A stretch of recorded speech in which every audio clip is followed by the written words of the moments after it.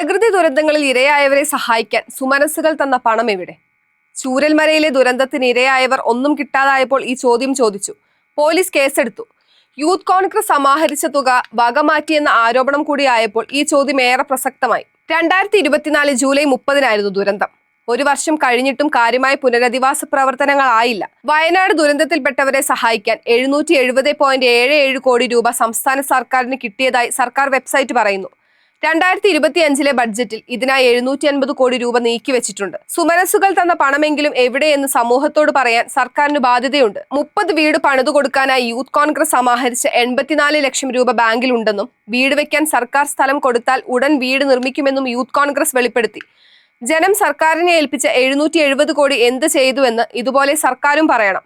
പണം കിട്ടിയിട്ട് വർഷം 1 തിരുവനന്തപുരം മെഡിക്കൽ കോളേജ് യൂറോളജി വിഭാഗം തലവൻ ഡോക്ടർ ഹാരിസ് ചിറക്കൽ സമൂഹമാധ്യമത്തിലൂടെ നടത്തിയ വിലാപം കേരളം ഏറ്റെടുത്തു. കോപിച്ചത് മുഖ്യമന്ത്രി മാത്രം. ഒരിക്കൽ പത്രപ്രവർത്തകയായിരുന്ന ആരോഗ്യമന്ത്രിയും ഹാരിസ് പറഞ്ഞതിൽ പതിരില്ലെന്ന് സമ്മതിച്ചു. ഉപകരണങ്ങൾ ഇല്ലാത്തതുകൊണ്ട് തിരുവനന്തപുരം മെഡിക്കൽ കോളേജിൽ ശസ്ത്രക്രിയകൾ മുടങ്ങിയെന്നാണ് അദ്ദേഹം വെളിപ്പെടുത്തിയത്. രോഗികളുടെ ബന്ധുക്കളെ കൊണ്ട് ഉപകരണം വരെ വരുത്തി ശസ്ത്രക്രിയ ചെയ്യേണ്ടി വരുന്നുവെന്നും അദ്ദേഹം പറഞ്ഞു.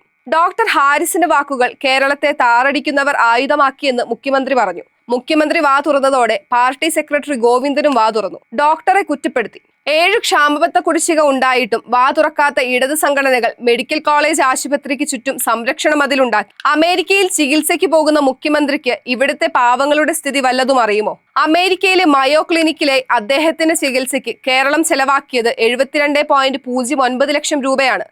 ഇവർക്ക് അതിനുള്ള നിയമപരമായ അവകാശമുണ്ട്. ഇത്തരം അവകാശങ്ങൾ ഒന്നുമില്ലാത്ത സാധാരണക്കാർക്കുള്ള അഭയമാണ് മെഡിക്കൽ കോളേജുകൾ.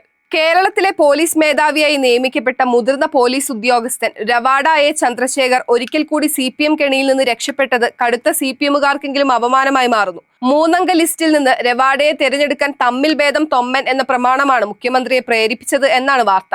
ബെഹ്റ മുതൽ രവാഡ വരെ പ്രധാനമന്ത്രി മോദിയുടെ പ്രിയപ്പെട്ടവരാണ് കേരളത്തിലെ DGPമാരാകുന്നത് എന്ന് കോൺഗ്രസുകാർ ചൂണ്ടിക്കാണിക്കുന്നു. കേരളത്തിലെ കമ്മ്യൂണിസ്റ്റുകാരുടെ കൈകളിൽ നിന്ന് അത്യത്ഭുതകരമായി രക്ഷപ്പെടുന്ന പോലീസ് ഓഫീസറാണ് രവാഡ ചന്ദ്രശേഖർ. അദ്ദേഹത്തെ കൊടുക്കാൻ അവർ പഠിച്ച പണിയെല്ലാം നോക്കിയെങ്കിലും നടന്നില്ല. രവാഡ ചന്ദ്രശേഖർ, നിതിൻ അഗർവാൾ, യോഗേഷ് ഗുപ്ത എന്നിവരാണ് യൂണിയൻ പബ്ലിക് സർവീസ് കമ്മീഷൻ തയ്യാറാക്കിയ ലിസ്റ്റിലുണ്ടായിരുന്നത്. 3 പേരും പല കാരണങ്ങളാൽ CPMന് അനഭിമതരാണ്. കൂത്തുപറമ്പ് വെടിവെപ്പ് പ്രശ്നമാണ് രവാഡയ്ക്ക് തടസ്സമുണ്ടാക്കിയത്. കേന്ദ്രം അംഗീകരിച്ച ലിസ്റ്റിൽ ഇഷ്ടമില്ലാത്ത 3 പേർ വന്നപ്പോൾ അവരിൽ ഒരാളെ നിയമിച്ചു. ഇവരിൽ നിന്നല്ലാതെ ആക്ടിംഗ് തലവനെ നിയമിക്കാൻ ആലോചന നടന്നതാണ്. പല സംസ്ഥാനത്തും അങ്ങനെ നടത്തിയിട്ടുമുണ്ട്. എന്നാൽ അതിനായി മനസ്സിലുള്ള അജിത് കുമാറിനെ നിയമിച്ചാൽ CPM എതിർക്കും. മാത്രവുമല്ല, PV അൻവർ ഹൈക്കോടതിയെ സമീപിക്കാനും ഇടയുണ്ട്. ഹൈക്കോടതി വല്ലതും പറഞ്ഞാൽ തെരഞ്ഞെടുപ്പ് വർഷങ്ങളിൽ വല്ലാത്ത ബുദ്ധിമുട്ടുണ്ടാകും. അതുകൊണ്ട് രവാഡ രക്ഷപ്പെട്ടു. 1989 ബാച്ചുകാരനായ റോഡ് സേഫ്റ്റി കമ്മീഷണർ നിതിൻ അഗർവാളാണ് ലിസ്റ്റിൽ സീനിയർ മോസ്റ്റ്. 2026 ജൂൺ വരെ സർവീസ് ഉണ്ട്. 2023 ജൂൺ 12 മുതൽ 2024 ജൂലൈ 31 വരെ BSF മേധാവിയായിരുന്നു. അതിർത്തി വഴിയുള്ള പാകിസ്ഥാൻ കടന്നുകയറ്റം തടയുന്നതിൽ പരാജയപ്പെട്ടതുകൊണ്ടാണ് നിതിൻ അഗർവാളിനെ കേരളത്തിലേക്ക് മടക്കിയത് എന്ന് കേന്ദ്രം കേരളത്തെ അറിയിച്ചിരുന്നു. കേന്ദ്ര ആഭ്യന്തരമന്ത്രി അമിത്ഷായുമായി ഉടക്കിയാണ് അഗർവാൾ പദവി തെറിപ്പിച്ചത് എന്നാണ് സംസാരം. നിതിൻ അഗർവാളിനെ പരിഗണിക്കരുതെന്ന് മാർക്സിസ്റ്റ് പാർട്ടി തന്നെ പരാതി കൊടുത്തതായി പാർട്ടി വൃത്തങ്ങൾ വെളിപ്പെടുത്തി. അദ്ദേഹം തലശ്ശേരി ASP ആയിരിക്കെ CPM RSS സംഘടനാ കാലത്ത് ഇപ്പോഴത്തെ CPM Koothuparamba area secretary M സുകുമാരനെ ലോക്കപ്പിൽ മർദ്ദിച്ചെന്നതാണ് കാരണമായി പറയുന്നത്. എന്നാൽ 1994 വിഷമദ്യ കേസിൽ പ്രതി മണിച്ചന്റെ മാസപ്പടി ലിസ്റ്റ് അന്വേഷിച്ചപ്പോൾ CPM നേതാക്കളെ കുടുക്കുന്നതിന് നിതിൻ അഗർവാൾ കാണിച്ച ആവേശമാണ് അതിലും വലിയ വിഷയം. മൂന്നാമൻ 1993 ബാച്ചുകാരനായ ഇപ്പോഴത്തെ അഗ്നിശമന സേനാ വിഭാഗം തലവൻ യോഗേഷ് ഗുപ്തയ്ക്ക് 2030 വരെ സർവീസ് ഉണ്ട്. ED ചീഫാക്കാൻ കേന്ദ്ര സർക്കാർ അദ്ദേഹത്തെ പരിഗണിക്കുന്നുണ്ട്. അദ്ദേഹത്തിന് ക്ലിയറൻസ് സർട്ടിഫിക്കറ്റ് കൊടുക്കാൻ 2025 ഏപ്രിൽ 24 കേന്ദ്രം ആവശ്യപ്പെട്ടതാണ്. ഗുപ്ത എല്ലാ വാതിലും മുട്ടി. ക്ലിയറൻസ് കൊടുത്തില്ല. ഫയൽ മുഖ്യമന്ത്രിയുടെ മേശപ്പുറത്താണ്. ക്ലിയറൻസ് കൊടുക്കാൻ ഇടയില്ലെന്നാണ് സംസാരം. അദ്ദേഹം ED തലവനായാൽ പിണറായിക്ക് തന്നെ ആപത്താകില്ല എന്ന ഭീതിയും ഉണ്ടാകാം. മുഖ്യമന്ത്രിയുടെ മാനസപുത്രൻ അജിത് കുമാറിനെ DGP ആക്കാൻ മറ്റു മാർഗമില്ലാത്തതുകൊണ്ട് ചെയ്തേക്കുമോ എന്ന് മാത്രമാണ് സംശയം. അടുത്ത കാലം വരെ സർക്കാരിന്റെ നല്ല കുട്ടിയായിരുന്ന അദ്ദേഹം വിജിലൻസ് ഡയറക്ടർ ആയതാണ് ദുര്യോഗമായത്. അക്കാലത്ത് മുഖ്യമന്ത്രിയുടെ പ്രിൻസിപ്പൽ സെക്രട്ടറി ഡോക്ടർ KM എബ്രഹാമിന്റെ രേഖകൾ സർക്കാർ അറിയാതെ ഹൈക്കോടതിക്ക് കൈമാറിയതടക്കം പല അനിഷ്ടങ്ങളുമുണ്ട്. അങ്ങനെ യോഗേഷും അനഭിമതനായി. പിണറായിക്ക് 3-ാം ഊഴം കിട്ടുന്നില്ലെങ്കിൽ യോഗേഷിന് ഇനിയും സാധ്യതയുണ്ട്. പിണറായിക്ക് ഒരു മാർഗമേ ഉണ്ടായിരുന്നുള്ളൂ, രവാഡയെ നിയമിക്കുക.